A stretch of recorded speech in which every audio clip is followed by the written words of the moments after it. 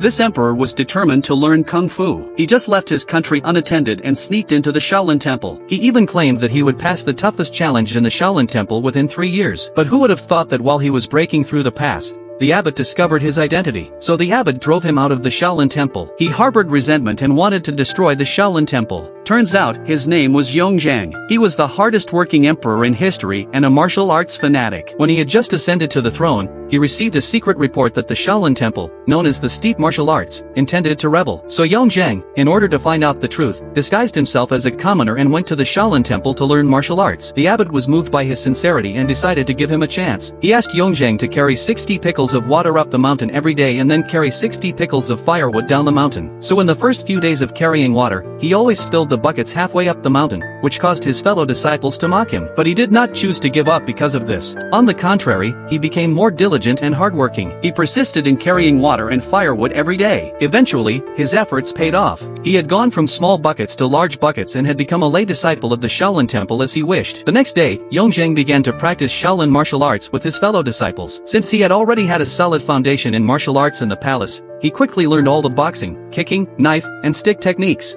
Until one day, when Yongzhang was sparring with his fellow disciples, he unconsciously used his desert god technique, which was seen by the abbot. So the abbot took him to the back mountain and began to test his skills directly. After confirming that he was using the desert god technique, the abbot questioned who had taught him, because the desert god technique was the martial arts of the enemy from outside. But how could Yongzhang tell the truth? He lied that he had been taught by an Indian monk he had met by chance. But the abbot didn't actually have any hostility towards the desert god technique. He just saw that Yongzhang had great skills and wanted to give him some guidance, and told him that this kind of martial arts was extraordinary. If he could integrate it with Shaolin boxing, it would definitely be more powerful. With the abbot's guidance, he quickly integrated the two schools of boxing. Then the abbot helped him name this boxing as Buddhist boxing. Until a year later, Yongzhang was very confident in his martial arts. He ignored his fellow disciples' advice and decided to start breaking through the famous Shaolin temple's 18 bronze warrior array.